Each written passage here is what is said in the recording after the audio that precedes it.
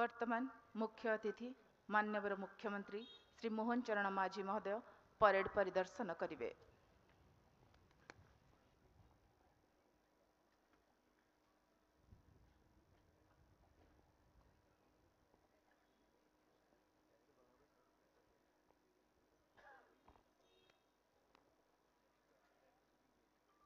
श्रीमान सशस्त्र दम दिवस परेड पर एक परेड कमांडर, एक सेकेंड कमांड, एक एडजुटेंट, एक स्पेशल ऑफिसर, 52 प्लाटून कमांडरों अपने प्लाटून के साथ कुल 1150 जवान आपके निरीक्षण के लिए तैयार हैं।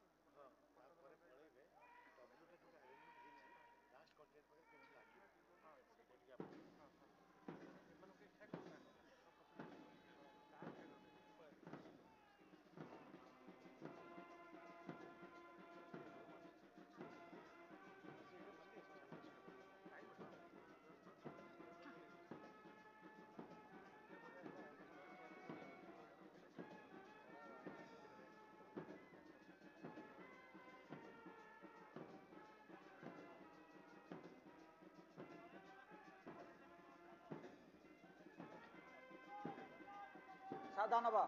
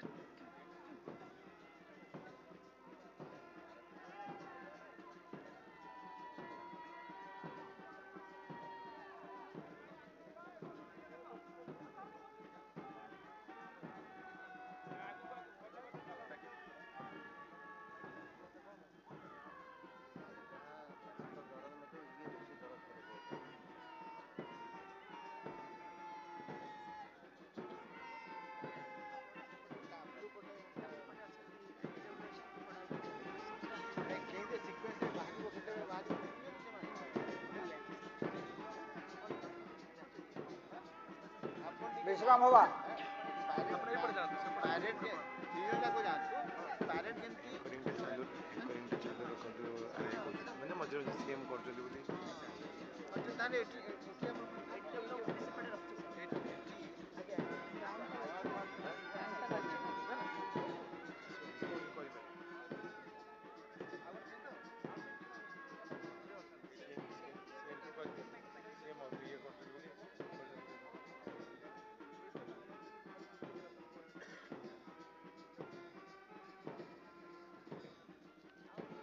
माननीय मुख्यमंत्री श्री मोहन चरण माझी महोदय परेड परिदर्शन करुछन्ते।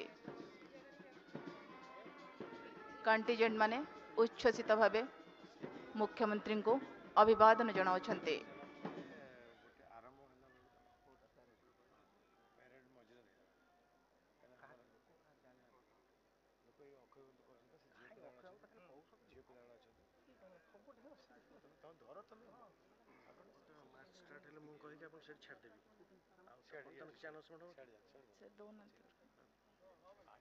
ଖାଲିଟା ଚାଲିଛି ଛୋଟ କହୁଥିବେ ଦଉନାହାନ୍ତି ପିଲାମାନେ କହିଦେଇଥିବେ ସାର୍ କଲେକ୍ଟର ସେଠି କହୁଛନ୍ତି କହିବା ପାଇଁ ସାର୍ ମଝିରେ ଏମିତି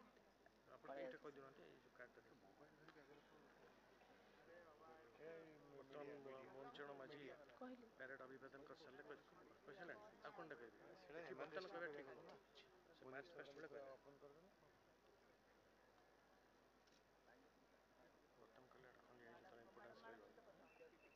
କ'ଣ ଜାଣିଛି ତାର ଇମ୍ପୋର୍ଟାନ୍ସ ରହିବ ଫଟୋ ଉଠଉଛି ସେଇଆକୁ ସେଇ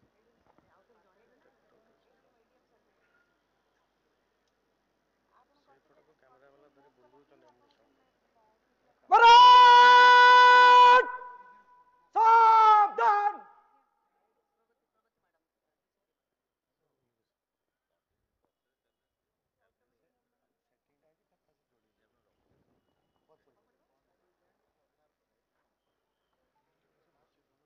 परेड परिदर्शन पर मुख्यमंत्री मंच उपरको पुणी थरे चढ़ुछन्ति।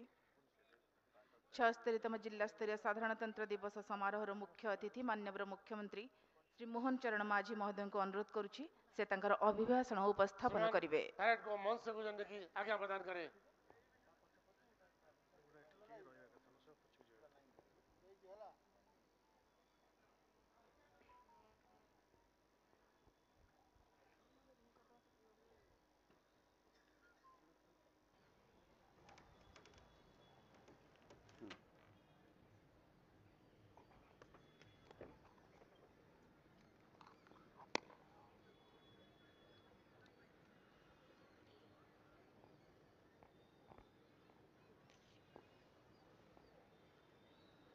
परेड विश्राम।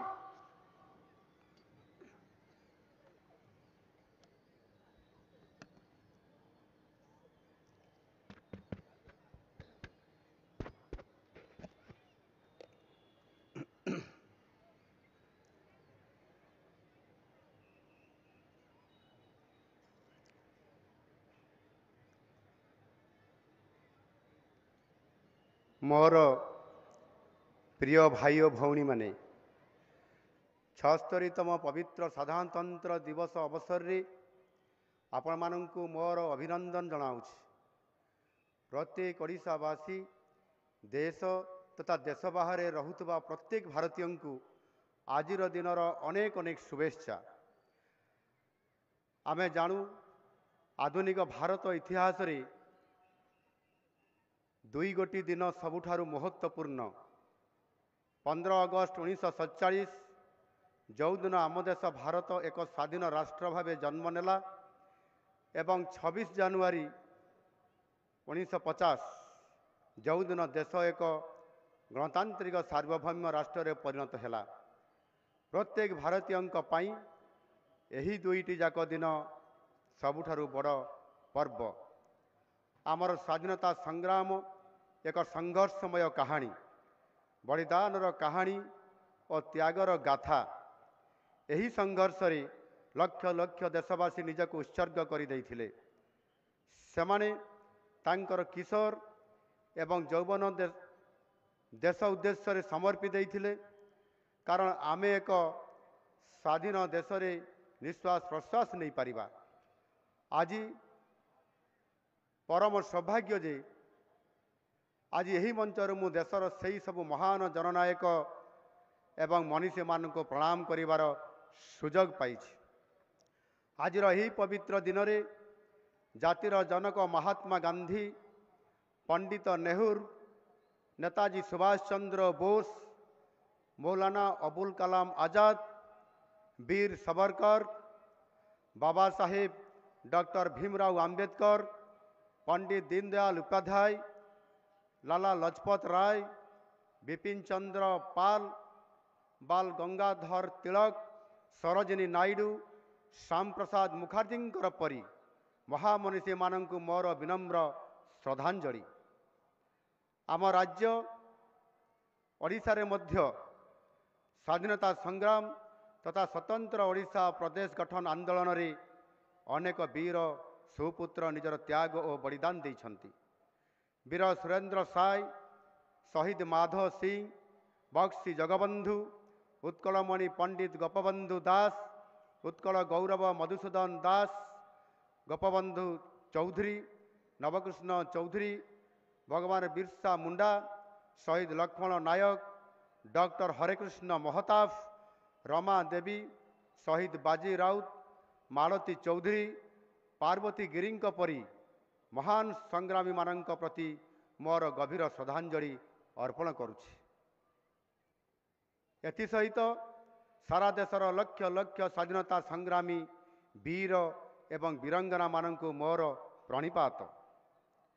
देश स्वाधीन होगा पर सबुठारु बड़ आह्वान थिला यार सुरक्षा और अखंडता को बजाय रखिबा सहित लोकंक स्वप्नर भारत गठन पाई एक सुशासन प्रदान करिबा।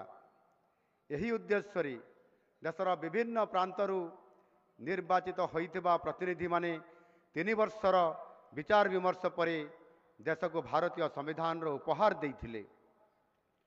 डॉक्टर बाबा साहेब भीमराव आंबेडकर अध्यक्षतार रचित विश्वर दीर्घतम लिखित संविधान को 1949 मसीहा नवेम्बर 26 तारीख दिन गृहीत करा जाई 1950 मसीहा आज दिन में कार्यकारी करा जाइथिला।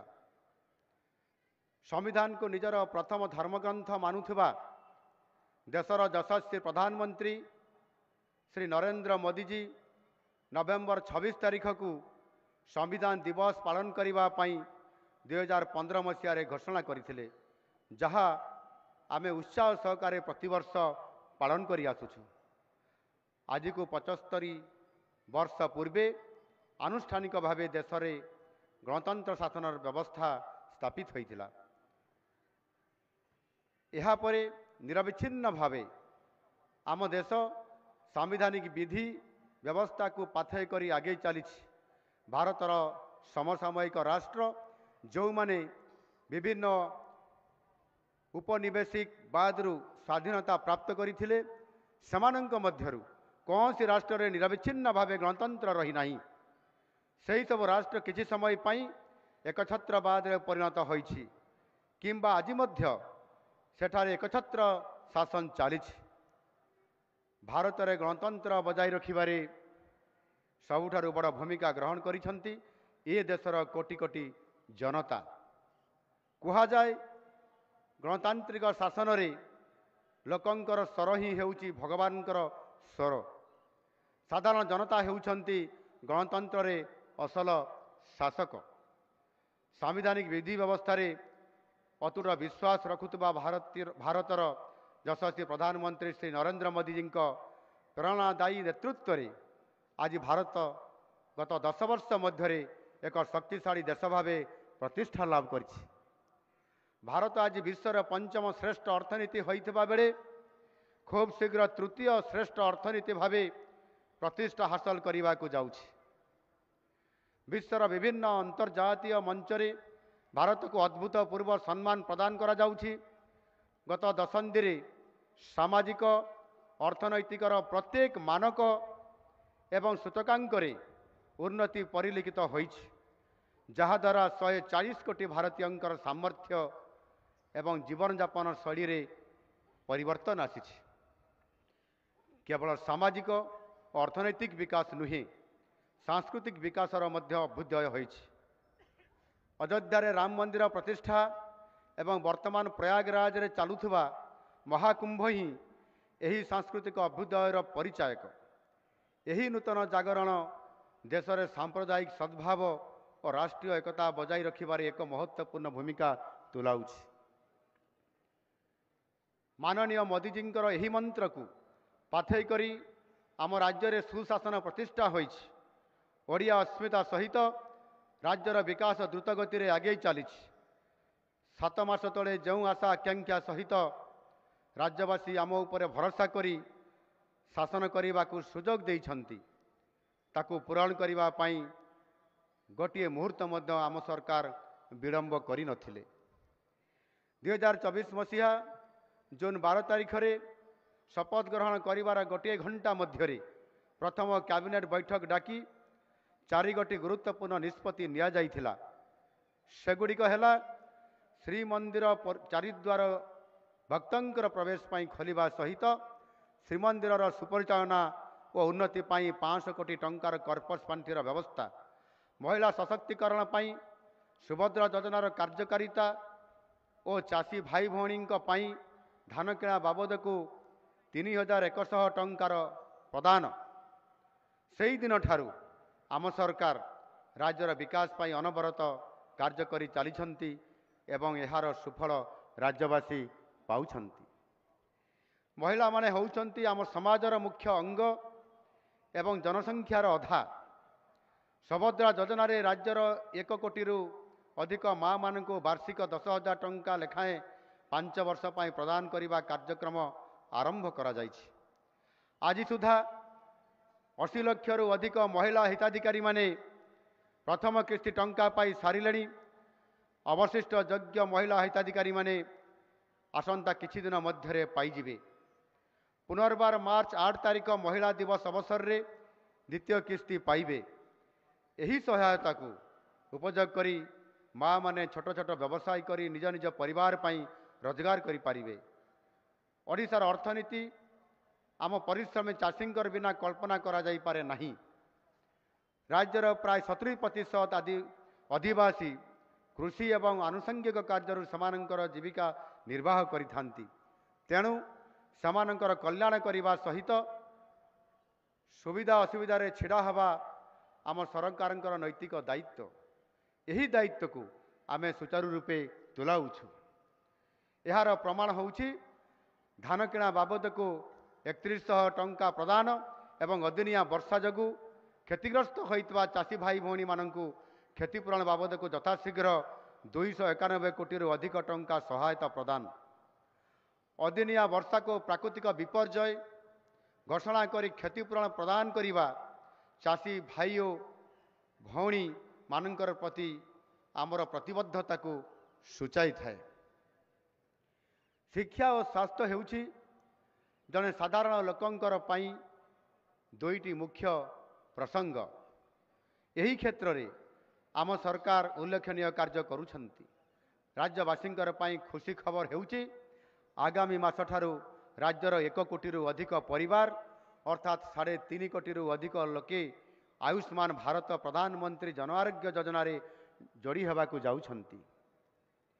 ଏହି ଯୋଜନାରେ କେବଳ ରାଜ୍ୟ ଭିତରେ ନୁହେଁ, ରାଜ୍ୟ ବାହାରେ ରହୁଥିବା ଓଡ଼ିଶାର ମୋର ପ୍ରିୟ ଭାଇ ଓ ଭଉଣୀମାନେ ମଧ୍ୟ 5 ଲକ୍ଷ ଟଙ୍କା ପର୍ଯ୍ୟନ୍ତ ଚିକିତ୍ସା ସୁବିଧା ପାଇପାରିବେ। ସେଥିପାଇଁ 29,000ରୁ ବି ଅଧିକ ଅନୁବନ୍ଧିତ ଡାକ୍ତରଖାନାରେ ସେସବୁ ସୁଯୋଗ ଉପଲବ୍ଧ। ମହିଳା ହିତାଧିକାରୀମାନେ 10 ଲକ୍ଷ ଟଙ୍କା ପର୍ଯ୍ୟନ୍ତ ସୁବିଧା ପାଇବେ। ଏହା ସହିତ 70 ବର୍ଷରୁ ଉର୍ଦ୍ଧ୍ୱ ସମସ୍ତ ବୟୋଜ୍ୟେଷ୍ଠ ବ୍ୟକ୍ତି ମଧ୍ୟ ଗୁଣାତ୍ମକ ଚିକିତ୍ସା ପାଇପାରିବେ। ଏହି ଯୋଜନା ବ୍ୟତୀତ ରାଜ୍ୟର ହସ୍ପିଟାଲରେ ସମସ୍ତେ ଚିକିତ୍ସା ସୁବିଧା, ନିଦାନ ଓ ଔଷଧ ବିନା ମୂଲ୍ୟରେ ପାଇପାରିବେ। ରାଜ୍ୟରେ ଶିକ୍ଷା କ୍ଷେତ୍ରରେ ଅଭୂତପୂର୍ବ ପରିବର୍ତ୍ତନ ହେବାକୁ ଯାଉଛି। ପ୍ରାଥମିକ ଶିକ୍ଷାର ଗୁଣାତ୍ମକ ମାନ ବୃଦ୍ଧି କରିବା ପାଇଁ 2 ଦିନ ତଳେ ଗୋଦାବରୀଶ ମିଶ୍ର ଆଦର୍ଶ ପ୍ରାଥମିକ ବିଦ୍ୟାଳୟ ପ୍ରତିଷ୍ଠା କରିବା ପାଇଁ ନିଷ୍ପତ୍ତି ନିଆଯାଇଛି। ଏହି ବିଦ୍ୟାଳୟଗୁଡ଼ିକ ଅତ୍ୟାଧୁନିକ ବ୍ୟବସ୍ଥାରେ ପରିପୂର୍ଣ୍ଣ ରହିବ ଏବଂ ଆଗାମୀ 4 ବର୍ଷ ମଧ୍ୟରେ ପ୍ରତି ପଞ୍ଚାୟତରେ ଗୋଟିଏ ଲେଖାଏଁ ବିଦ୍ୟାଳୟ ପ୍ରତିଷ୍ଠା ହେବ। ଏଥିପାଇଁ ଆମ ସରକାର 12,000 କୋଟି ଟଙ୍କା ଖର୍ଚ୍ଚ କରିବେ। ଏହା ସହିତ ନିପୁଣ ଓଡ଼ିଶା, PM ଶ୍ରୀ ଯୋଜନା, ଐତିହ୍ୟ ବିଦ୍ୟାଳୟ ଯୋଜନା ଆଦି ବିଭିନ୍ନ କାର୍ଯ୍ୟକ୍ରମ ମାଧ୍ୟମରେ ବିଦ୍ୟାଳୟଗୁଡ଼ିକୁ ଉତ୍କର୍ଷ କେନ୍ଦ୍ରରେ ପରିଣତ କରିବା ପାଇଁ ପଦକ୍ଷେପମାନ ନିଆଯାଉଛି। ଏହା ବ୍ୟତୀତ ଛାତ୍ରଛାତ୍ରୀମାନଙ୍କୁ ଦିଆଯାଉଥିବା ମଧ୍ୟାହ୍ନ ଭୋଜନରେ ଅତିରିକ୍ତ 1 ଟଙ୍କା ବୃଦ୍ଧି କରାଯାଇଛି। ଦେଶର ଛାତ୍ର ଓ ଯୁବଶକ୍ତିର ବିକାଶରେ ଗୁଣାତ୍ମକ ଶିକ୍ଷା ସବୁଠାରୁ ମହତ୍ତ୍ୱପୂର୍ଣ୍ଣ। ଏହି ଉଦ୍ଦେଶ୍ୟରେ ଯଶସ୍ୱୀ ପ୍ରଧାନମନ୍ତ୍ରୀ ନରେନ୍ଦ୍ର ମୋଦିଜୀ ନୂତନ ଶିକ୍ଷାନୀତି 2020 ପ୍ରଣୟନ କରିଛନ୍ତି। ଏଥିରେ ଶିକ୍ଷା ପ୍ରଣାଳୀକୁ ବିଶ୍ୱସ୍ତରୀୟ କରିବାର ଯୋଜନା କରାଯାଇଥିବା ବେଳେ ମାତୃଭାଷାରେ ଉଚ୍ଚଶିକ୍ଷା ହାସଲ ପାଇଁ ମଧ୍ୟ ବ୍ୟବସ୍ଥା ରହିଛି। ଆମେ ଜାଣୁ ଜନଜାତିମାନେ ଆମ ରାଜ୍ୟର ମୋଟ ଜନସଂଖ୍ୟାର ପ୍ରାୟ 1/4। ସେମାନଙ୍କର ବିକାଶ ବିନା ରାଜ୍ୟର ବିକାଶ ଅସମ୍ଭବ। ମାନନୀୟ ପ୍ରଧାନମନ୍ତ୍ରୀ ମୋଦିଜୀ ସର୍ବଦା ଜନଜାତିମାନଙ୍କୁ ସମ୍ମାନ ପ୍ରଦାନ କରିବା ପାଇଁ ଅନେକ ପଦକ୍ଷେପ ନେଇଛନ୍ତି। ଭଗବାନ ବିର୍ସା ମୁଣ୍ଡାଙ୍କର 150ତମ ଜୟନ୍ତୀ ଜନଜାତୀୟ ଗୌରବ ଦିବସ ଭାବେ ପାଳନ କରି ଜନଜାତିମାନଙ୍କର ପାଇଁ 6,640 କୋଟି ଟଙ୍କାର ବିକାଶମୂଳକ ପ୍ରକଳ୍ପ ଗୁଡ଼ିକର ଆରମ୍ଭ କରିଛନ୍ତି। ଏହା ସହିତ ଧରତୀ ଆବା ଜନଜାତି ଗ୍ରାମ ଉତ୍କର୍ଷ ଅଭିଯାନ ଓ PM ଜନମନ ଯୋଜନା ମାଧ୍ୟମରେ ଆଦିବାସୀମାନଙ୍କର ସାମଗ୍ରିକ ବିକାଶର ଲକ୍ଷ୍ୟ ରଖାଯାଇଅଛି। ଜନଜାତି ସମ୍ପ୍ରଦାୟର ଶିକ୍ଷା ଓ ସେମାନଙ୍କର ବିକାଶ ସରକାରଙ୍କର ଏକ ଗୁରୁତ୍ୱପୂର୍ଣ୍ଣ ଉଦ୍ଦେଶ୍ୟ। ଜନଜାତି ଛାତ୍ରଛାତ୍ରୀମାନଙ୍କୁ ଉଚ୍ଚଶିକ୍ଷା ନିମନ୍ତେ ପ୍ରୋତ୍ସାହିତ କରିବା ପାଇଁ ଏବଂ ପାଠପଢ଼ା ଛାଡ଼ିବାର ହାର ହ୍ରାସ କରିବା ପାଇଁ ଆମ ସରକାର ଜାନୁଆରୀ 5 ତାରିଖ ଦିନ ଶହୀଦ ମାଧବ ସିଂ ହାତଖର୍ଚ୍ଚ ଯୋଜନା କାର୍ଯ୍ୟକାରୀ କରିଛନ୍ତି। ଏଥିରେ ନବମ ଏବଂ ଏକାଦଶ ଶ୍ରେଣୀର ଛାତ୍ରଛାତ୍ରୀମାନଙ୍କୁ 5,000 ଟଙ୍କା ଲେଖାଏଁ ପ୍ରୋତ୍ସାହନ ରାଶି ପ୍ରଦାନ କରାଯାଇଛି। ଏହାଦ୍ୱାରା 2 ଲକ୍ଷ ଜନଜାତି ଛାତ୍ରଛାତ୍ରୀ ଉପକୃତ ହୋଇଛନ୍ତି। ଗତ ସରକାର ସମୟରେ ଆଦିବାସୀମାନଙ୍କର ଜମି ହସ୍ତାନ୍ତର ପାଇଁ ଅନୁମତି ଦିଆଯାଇ ସେମାନଙ୍କୁ ଭୂମିହୀନ କରିବା ପାଇଁ ଯେଉଁ ଚଞ୍ଚକତା ହୋଇଥିଲା ତାକୁ ଆମ ସରକାର ନବଗଠିତ ଆଦିବାସୀ ଉପଦେଷ୍ଟା କମିଟି ବୈଠକରେ ରଦ୍ଦ କରିଛନ୍ତି। ଆଦିବାସୀମାନଙ୍କର ସ୍ୱାର୍ଥ, ସ୍ୱାଭିମାନ ଓ ସଂସ୍କୃତିର ସୁରକ୍ଷା ପାଇଁ ଆମ ସରକାର 100% ପ୍ରତିଶ୍ରୁତିବଦ୍ଧ। ଆମ ସରକାରର ଦୂରଗାମୀ ଯୋଜନାଗୁଡ଼ିକର ସଫଳ ରୂପାୟନରେ ଏକ ମୁଖ୍ୟ ଉପାଦାନ ହେଉଛି ଦକ୍ଷତାରୁ ଚାହିଦା ଏବଂ ଶିଳ୍ପରୁ ସମୃଦ୍ଧି। ଗତ 7 ମାସ ମଧ୍ୟରେ ଆମେ ପ୍ରାୟ 2 ଲକ୍ଷ କୋଟି ଟଙ୍କାର ପୁଞ୍ଜିନିବେଶ ପାଇଁ ମଞ୍ଜୁରୀ ପ୍ରଦାନ କରିଥିବା ବେଳେ ଏଥିରେ 1 ଲକ୍ଷରୁ ଅଧିକ ନିଯୁକ୍ତି ସୁଯୋଗ ସୃଷ୍ଟି ହେବ। ଆଗାମୀ Utkarsh Odisha make in Odisha conclave 2025 କାର୍ଯ୍ୟକ୍ରମରେ ଓଡ଼ିଶାକୁ ପାରମ୍ପରିକ କ୍ଷେତ୍ର ସହ ବିକଳ୍ପ ଶକ୍ତି, IT, ସେମିକଣ୍ଡକ୍ଟର, ଷ୍ଟିଲ୍, କୃଷିଭିତ୍ତିକ ଶିଳ୍ପ, ପର୍ଯ୍ୟଟନ, କେମିକାଲ୍ସ, ପେଟ୍ରୋକେମିକାଲ୍ସ, ଫାର୍ମାସ୍ୟୁଟିକାଲ୍ସ, ବନ୍ଦର ଭିତ୍ତିକ ଶିଳ୍ପ ପରି ଆଧୁନିକ କ୍ଷେତ୍ରରେ ନିବେଶର ବ୍ୟାପକ ସୁଯୋଗ ସୃଷ୍ଟି ହୋଇଛି। ସିଙ୍ଗାପୁରର ରାଷ୍ଟ୍ରପତିଙ୍କର ଓଡ଼ିଶା ଆଗମନ ଏବଂ ଆମ ସରକାରଙ୍କର ସହିତ 8ଗୋଟି ବୁଝାମଣା ପତ୍ର ସ୍ୱାକ୍ଷରିତ କରିବା ଏହାର ଜ୍ୱଳନ୍ତ ଉଦାହରଣ। ରାଜ୍ୟରେ ଥିବା ଅମୂଲ୍ୟ ଖଣିଜ ସମ୍ପଦକୁ ରପ୍ତାନି କରିବା ନୀତି ବଦଳରେ ତାକୁ ଉପଯୋଗ କରି ରାଜ୍ୟରେ ଶିଳ୍ପ ବିପ୍ଳବ ଆଣିବା ପାଇଁ ଆମ ସରକାର ବଦ୍ଧପରିକର। ଏହାଦ୍ୱାରା ଆମ ରାଜ୍ୟର ଲକ୍ଷ ଲକ୍ଷ ଯୁବବର୍ଗ ଉପକୃତ ହେବେ। ଏହି ସ୍ୱଳ୍ପ ସମୟ ମଧ୍ୟରେ ଆମ ସରକାର ରାଜ୍ୟର ଭିତ୍ତିଭୂମି କ୍ଷେତ୍ରରେ ବିକାଶ ପାଇଁ ଅନେକ ଗୁରୁତ୍ୱପୂର୍ଣ୍ଣ ପଦକ୍ଷେପ ନେବା ଆରମ୍ଭ କରିସାରିଛନ୍ତି। ଏହା ଆମ ବିକାଶର ଗତିକୁ ତ୍ୱରାନ୍ୱିତ କରିବା ସହିତ ଏହାର ସ୍ୱରୂପକୁ ବ୍ୟାପକ କରିବ। ଏହା ଭିତରେ କେନ୍ଦ୍ର ସରକାର ଓଡ଼ିଶା ପାଇଁ ପ୍ରାୟ 20,000 କୋଟି ଟଙ୍କାର 8ଟି ନୂଆ ରେଳ ଲାଇନ୍ ପ୍ରକଳ୍ପ ମଞ୍ଜୁର କରିଛନ୍ତି। ବର୍ତ୍ତମାନ ଓଡ଼ିଶାରେ ପ୍ରାୟ 73,000 କୋଟି ଟଙ୍କାର ରେଳ ପ୍ରକଳ୍ପ କାମ ଜାରି ରହିଛି। ବହୁ ପ୍ରତୀକ୍ଷିତ ଖୋର୍ଦ୍ଧା ବଲାଙ୍ଗୀର ରେଳ ଲାଇନ୍ ପ୍ରକଳ୍ପ ଶେଷ ପର୍ଯ୍ୟାୟରେ ପହଞ୍ଚି ପାରିଛି। ସଡ଼କ କ୍ଷେତ୍ରରେ ମଧ୍ୟ ଓଡ଼ିଶାକୁ 20,000 କୋଟି ଟଙ୍କାର 4ଟି ପ୍ରକଳ୍ପ ମଞ୍ଜୁର କରାଯାଇଛି। ମୋର ଦୃଢ଼ ବିଶ୍ୱାସ କେନ୍ଦ୍ର ସରକାର ଓ ରାଜ୍ୟ ସରକାରଙ୍କର ମିଳିତ ଉଦ୍ୟମରେ ଆଗାମୀ 5 ବର୍ଷ ଆମ ଓଡ଼ିଶା ପାଇଁ ଭିତ୍ତିଭୂମିର ସୁବର୍ଣ୍ଣ ଯୁଗ ହେବ। ଡବଲ ଇଞ୍ଜିନ୍ ସରକାର ଓଡ଼ିଶାର ବିକାଶକୁ ଦ୍ୱିଗୁଣିତ କରିବ, ଏଥିରେ ତିଳେ ମାତ୍ର ସନ୍ଦେହ ନାହିଁ। ଆମର ଗାଁ ଗୁଡ଼ିକ ହେଉଛି ଆମ ଦେଶର, ଆମ ରାଜ୍ୟର ଆତ୍ମା। ଆମ ଜନସଂଖ୍ୟାର ଏକ ବଡ଼ ଅଂଶ ଗାଁ ମାନଙ୍କରେ ହିଁ ବସବାସ କରନ୍ତି। ଗାଁ ମାନଙ୍କର ବିକାଶରେ ହିଁ ଓଡ଼ିଶାର ବିକାଶ, ଦେଶର ବିକାଶ। ସେଥିପାଇଁ ଆମ ସରକାରର ବିକଶିତ ଗାଁ ବିକଶିତ ଓଡ଼ିଶାର ପରିକଳ୍ପନା କରିଛନ୍ତି। ଗାଁମାନଙ୍କରେ ଭିତ୍ତିଭୂମି ବିକାଶ ପାଇଁ ବର୍ଷକୁ 1000 କୋଟି ଟଙ୍କା ଲେଖାଏଁ 5 ବର୍ଷରେ 5000 କୋଟି ଟଙ୍କା ବିନିଯୋଗ କରାଯିବ। ଗାଁର ବିକାଶ ପାଇଁ ପ୍ରକଳ୍ପ ଗୁଡ଼ିକ ଗ୍ରାମ ସଭାରେ ସ୍ଥିର କରାଯିବ। ଗାଁ ହେଉଛି ବିକାଶର ଚାବିକାଠି। ଗାଁର ଲୋକମାନଙ୍କର ହାତରେ ବିକାଶର ଚାବିକାଠି ମଧ୍ୟ ରହିବ। ସ୍ୱାଧୀନତା ସଂଗ୍ରାମୀମାନେ ଆମର ଚିର ନମସ୍ୟ। ସେମାନଙ୍କର ସଂଗ୍ରାମ ତ୍ୟାଗ ଓ ଦେଶ ପ୍ରତି ଥିବା ଅବଦାନକୁ ସମ୍ମାନ ଦେଇ ରାଜ୍ୟ ସରକାର ସେମାନଙ୍କର ପେନ୍ସନ୍ ପରିମାଣକୁ ବୃଦ୍ଧି କରିଛନ୍ତି। ଜରୁରୀକାଳୀନ ପରିସ୍ଥିତି ସମୟରେ ଯେଉଁମାନେ ସଂଗ୍ରାମ କରି ଦେଶରେ ଗଣତନ୍ତ୍ରର ପୁନର୍ପ୍ରତିଷ୍ଠା କରିଥିଲେ ସେମାନଙ୍କର ବଳିଦାନକୁ ସ୍ୱୀକାର କରି ରାଜ୍ୟ ସରକାର ମିଶା ଆଇନରେ ବନ୍ଦୀ ହୋଇଥିବା ସଂଗ୍ରାମୀମାନଙ୍କର ପାଇଁ ମାସକୁ 20,000 ଟଙ୍କାର ପେନ୍ସନ୍ ବ୍ୟବସ୍ଥା ମଧ୍ୟ କରିଛନ୍ତି। ଆଜି ଭଳି ଏକ ପବିତ୍ର ଦିନରେ ସେମାନଙ୍କ ପ୍ରତି ଆମ ସରକାରଙ୍କ ବିନମ୍ର ଶ୍ରଦ୍ଧାଞ୍ଜଳି। ଓଡ଼ିଶାର ଜନସାଧାରଣଙ୍କର ସ୍ୱପ୍ନକୁ ସାକାର କରିବା ପାଇଁ ଯଶସ୍ୱୀ ପ୍ରଧାନମନ୍ତ୍ରୀ ନରେନ୍ଦ୍ର ମୋଦିଜୀ ସମ୍ପୂର୍ଣ୍ଣ ସହଯୋଗ ଯୋଗାଇ ଦେଉଛନ୍ତି। ମୋଦିଜୀଙ୍କର ପରିକଳ୍ପିତ ପୂର୍ବୋଦୟ ଯୋଜନାରେ ଓଡ଼ିଶାର ଏକ ସ୍ୱତନ୍ତ୍ର ସ୍ଥାନ ରହିଛି। ଆଜି ଓଡ଼ିଶାରେ light house tourism festival, navy day, DG conference, ଜାତୀୟ ଖଣି ମନ୍ତ୍ରୀ ସମ୍ମିଳନୀ ଓ ପ୍ରବାସୀ ଭାରତୀୟ ଦିବସ ପରି ଗୁରୁତ୍ୱପୂର୍ଣ୍ଣ ଜାତୀୟ ଓ ଅନ୍ତର୍ଜାତୀୟ କାର୍ଯ୍ୟକ୍ରମ ପ୍ରଥମ ଥର ପାଇଁ ଖୁବ୍ ସଫଳତାର ସହ ଅନୁଷ୍ଠିତ ହୋଇଛି। ପ୍ରବାସୀ ଭାରତୀୟ ଓ ପ୍ରବାସୀ ଓଡ଼ିଆମାନେ ଏବେ ଓଡ଼ିଶାରେ ବିକାଶ ଯାତ୍ରାରେ ସହଯୋଗୀ ହେବା ପାଇଁ ଖୁବ୍ ଉତ୍ସାହିତ ଅଛନ୍ତି। ଆଜିର ଏହି ପବିତ୍ର ସାଧାରଣତନ୍ତ୍ର ଦିବସ କେବଳ ଉତ୍ସବର ବେଳ ନୁହେଁ।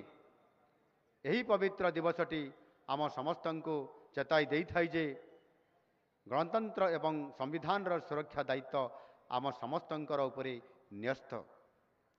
ଏହା ଆମକୁ ମନେ ପକାଇ ଦେଇଥାଏ କିପରି ଆମେ ଗଣତନ୍ତ୍ରର ସଜାଗ ପ୍ରହରୀ ହୋଇ ଜରୁରୀକାଳୀନ ପରିସ୍ଥିତି ପରି ସ୍ୱେଚ୍ଛାଚାରୀ ଏବଂ ଅଗଣତାନ୍ତ୍ରିକ କାର୍ଯ୍ୟକୁ କିପରି ଭାବେ ପ୍ରତିହତ କରିପାରିବା। ଆଜି ଆମ ପାଇଁ ସବୁଠାରୁ ମହତ୍ତ୍ୱପୂର୍ଣ୍ଣ ବ୍ୟକ୍ତିତ୍ୱ ହେଉଛନ୍ତି ଭାରତ ରତ୍ନ ଡକ୍ଟର ବାବା ସାହେବ ଆମ୍ବେଦକର, ଯିଏ ଆମ୍ଭମାନଙ୍କୁ ଆମ ଅମୂଲ୍ୟ ସମ୍ବିଧାନ ପ୍ରଦାନ କରିଛନ୍ତି। ତାଙ୍କର ଏହି ଅବଦାନକୁ ଆମେ ସମସ୍ତେ ପ୍ରତି ମୁହୂର୍ତ୍ତରେ ମନେ ପକାଇବା ଉଚିତ, କାରଣ ଏହି ସମ୍ବିଧାନ ଯୋଗୁଁ ଆମ ଦେଶ ଭାରତ ଏକ ଶକ୍ତିଶାଳୀ ଗଣତାନ୍ତ୍ରିକ ରାଷ୍ଟ୍ରରେ ପରିଣତ ହୋଇଛି। ଯଶସ୍ୱୀ ପ୍ରଧାନମନ୍ତ୍ରୀ ମାନନୀୟ ନରେନ୍ଦ୍ର ମୋଦିଜୀ ଆମକୁ ଶିକ୍ଷା ଦେଇଛନ୍ତି ସମ୍ବିଧାନକୁ ମଥାରେ ଲଗାଇ ଜନସେବା କରିବା ପାଇଁ। ଆଜିର ଏହି ପବିତ୍ର ଦିବସରେ ମୁଁ ସମସ୍ତଙ୍କୁ ଆହ୍ୱାନ କରୁଛି, ଆସନ୍ତୁ ବାବା ସାହେବଙ୍କର ପ୍ରଦର୍ଶିତ ମାର୍ଗ ଅନୁସରଣ କରି ଆମ ରାଜ୍ୟ ଓଡ଼ିଶାକୁ 2036 ମସିହା ସୁଦ୍ଧା ଏକ ସମୃଦ୍ଧ ରାଜ୍ୟ ଭାବେ ଗଢ଼ି ତୋଳିବା ଏବଂ 2047 ମସିହା ସୁଦ୍ଧା ଆମ ଦେଶ ଭାରତକୁ ବିକଶିତ ଦେଶ ଭାବେ ଗଢ଼ିବା ପାଇଁ ନିଜ ନିଜର ଯୋଗଦାନ ଦେବା। ଆସନ୍ତୁ ଆମ ଓଡ଼ିଶା ଓଡ଼ିଆପଣ ତଥା ଭାରତୀୟତାକୁ ସଦା ଜାଗ୍ରତ ରଖିବା ପାଇଁ ଏକ ସମୃଦ୍ଧ ଗଣତନ୍ତ୍ରର ଉତ୍ତର ଦାୟାଦ ରୂପେ ଆମେ ସାଥୀ ହୋଇ ବିକାଶକୁ ବିଶ୍ୱାସ ବନେଇବା। ଝଡ଼ ଆସିବ, ଝଞ୍ଜା ଆସିବ, ଆହ୍ୱାନର ପାହାଡ଼ ଆସି ଠିଆ ହେବ, କିନ୍ତୁ ବିଡ଼ାଏ କାଠି ଭଳି ଆମେ ଏକାଠି ହୋଇ ଏହାକୁ ସାମ୍ନା କରିବା। ଅନ୍ୟାୟ ବିରୁଦ୍ଧରେ ନ୍ୟାୟର ଏବଂ ଅହଙ୍କାର ବିରୁଦ୍ଧରେ ଅସ୍ମିତାର ବିଜୟ ପାଇଁ ନିଜକୁ ସମର୍ପଣ କରୁଥିବା ପୁଣି ଥରେ ଆପଣମାନଙ୍କୁ 76ତମ ସାଧାରଣତନ୍ତ୍ର ଦିବସର ହାର୍ଦ୍ଦିକ ଅଭିନନ୍ଦନ ଓ ଶୁଭକାମନା। ଜୟ ହିନ୍ଦ, ବନ୍ଦେ ଉତ୍କଳ ଜନନୀ, ଭାରତ ମାତା କି ଜୟ। ଧନ୍ୟବାଦ ସାର୍। ଆମେ ଶୁଣୁଥିଲେ ମାନ୍ୟବର ମୁଖ୍ୟମନ୍ତ୍ରୀ ଶ୍ରୀ ମୋହନ ଚରଣ ମାଝୀଙ୍କ ପ୍ରେରଣାଦାୟୀ ଅଭିଭାଷଣ। ବର୍ତ୍ତମାନ सावधान। स्वाधीन भारत को 3 बार हर्ष जिंदगी कभी नारा जय हिंद, कभी नारा जय हिंद, कभी नारा जय हिंद। परेड बगाल शस्त्र parade 3 minute Direct, put.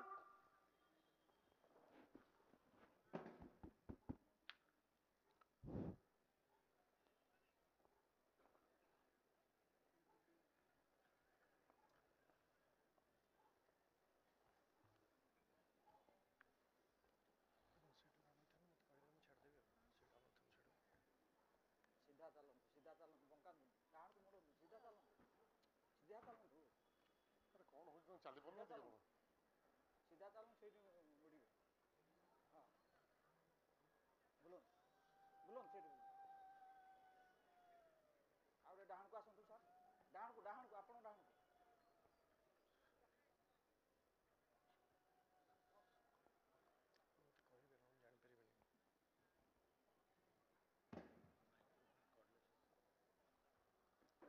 Parade! By side! Side! चल! ଆମର ପ୍ରିୟ ଜନ୍ମଭୂମି ଭାରତ ହେଉଛି ଏକ ସାର୍ବଭୌମ ଗଣତାନ୍ତ୍ରିକ ଧର୍ମନିରପେକ୍ଷ ସମାଜବାଦୀ ସାଧାରଣତନ୍ତ୍ର ରାଷ୍ଟ୍ର। 1950 ମସିହା ଜାନୁଆରୀ 26 ତାରିଖ ଠାରୁ ଆମ ସମ୍ବିଧାନ ଆଇନତଃ କାର୍ଯ୍ୟକାରୀ ହୋଇଛି ଓ ଆମ ପ୍ରତ୍ୟେକଙ୍କ ପାଇଁ ପ୍ରଦାନ କରିଛି ଧର୍ମ ବିଶ୍ୱାସର ସ୍ୱାଧୀନତା ପାଇଁ ଅଧିକାର ଓ ସାମ୍ୟର ଅଧିକାର। ଆଜି ଦିନଟି ଆମ ପକ୍ଷରେ ଆତ୍ମସମୀକ୍ଷାର ଦିନ। ଭାରତକୁ ଏକ ଗଣତାନ୍ତ୍ରିକ ସାଧାରଣତନ୍ତ୍ରରେ ପରିଣତ କରିବା ପାଇଁ ମୂଳଦୁଆ ସ୍ଥାପନ କରିଥିବା ଏ ଦେଶର ମହାନ ସନ୍ତାନ ସନ୍ତତି ଏବଂ ବୀର ଯୋଦ୍ଧାମାନେ ଯେଉଁ ଅସୀମ ତ୍ୟାଗ ସ୍ୱୀକାର କରିଯାଇଛନ୍ତି ସେମାନଙ୍କୁ ସ୍ମରଣ କରିବା ପାଇଁ ଆଜିର ଦିନଟି ଆମକୁ ସୁଯୋଗ ଦେଇଥାଏ।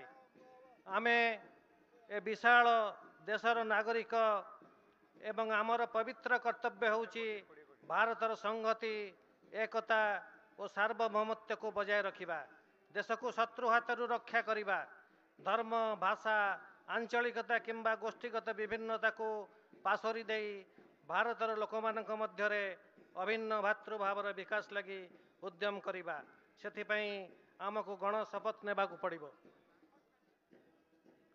1934 ମସିହାରୁ ଦାବି ହୋଇ ଆସୁଥିବା ସମ୍ବିଧାନ ପ୍ରଣୟନ ସଭା ଇଂରେଜ ସରକାରଙ୍କ ଦ୍ୱାରା 1942 ମସିହାରୁ ଗ୍ରହଣ କରାଯାଇଥିଲେ ମଧ୍ୟ ତାହା 1946 ମସିହା ପର୍ଯ୍ୟନ୍ତ କାର୍ଯ୍ୟକାରୀ ହୋଇପାରିନଥିଲା। 1946 ଡିସେମ୍ବର 9 ତାରିଖରେ ଏହି ସଭାର ପ୍ରଥମ ବୈଠକ ଅନୁଷ୍ଠିତ ହୋଇଥିଲା। 1946 ଡିସେମ୍ବର 11 ତାରିଖ ଦିନ ଡକ୍ଟର ରାଜେନ୍ଦ୍ର ପ୍ରସାଦ ଏହି ସଭାର ସ୍ଥାୟୀ ସଭାପତି ରୂପେ ନିର୍ବାଚିତ ହୋଇ କାର୍ଯ୍ୟ ପରିଚାଳନା କଲେ।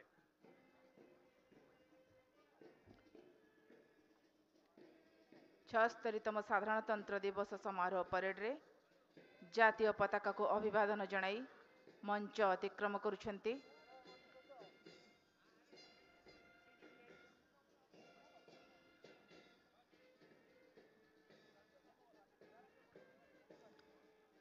Parade commander Shri Vishnu Prasad Mishra.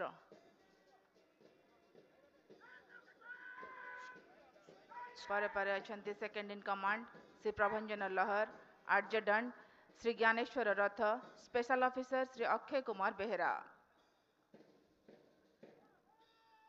Odisha state armed police 6th battalion Cuttack parade commandant Shri Amiya Routray नेतृत्व में मुख्यमंत्री को अभिवादन जणाई अतिक्रम करुछंती अभिवादन मंच। परे परे armed police reserve commissionerate police Cuttack parade commandant Shri SK. Habibullah Rahman को नेतृत्व में जातीय पताका को अभिवादन जणाई अभिवादन मंच अतिक्रम करुछंती।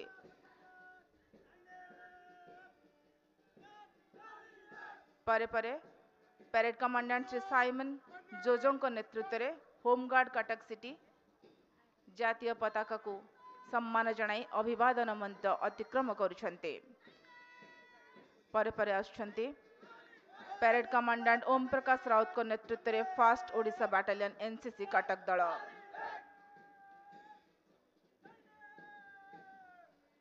परे परे परेड कमांडेंट सूर्यशंकर रॉय को नेतृत्व में fast Odisha artillery battery NCC दल जातीय पताका को अभिवादन जणाई अभिवादन मंच अतिक्रम करुछंती।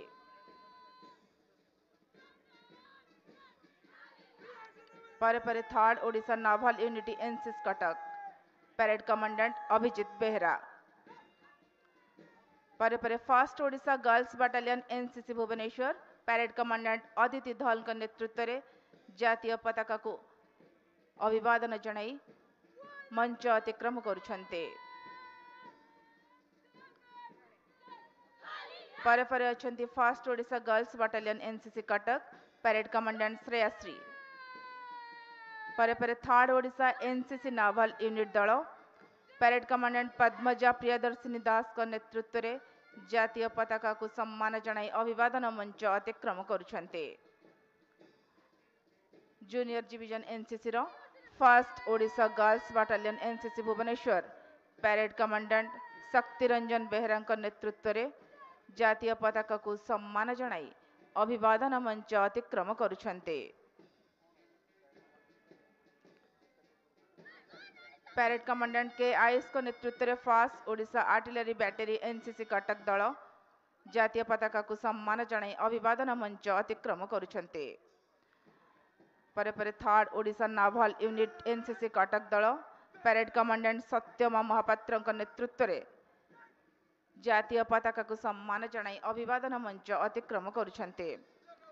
ପରେ ପରେ ଅଛନ୍ତି third Odisha naval unit NCC Cuttack ଦଳ ପ୍ୟାରେଡ୍ କମାଣ୍ଡାଣ୍ଟ ଶ୍ରେୟସ ଦାସଙ୍କ ନେତୃତ୍ୱରେ ଅଭିବାଦନ ମଞ୍ଚ ଅତିକ୍ରମ କରୁଛନ୍ତି।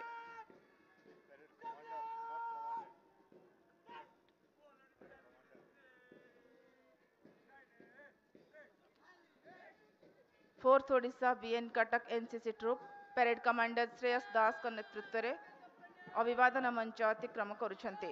परे परे अछन्ते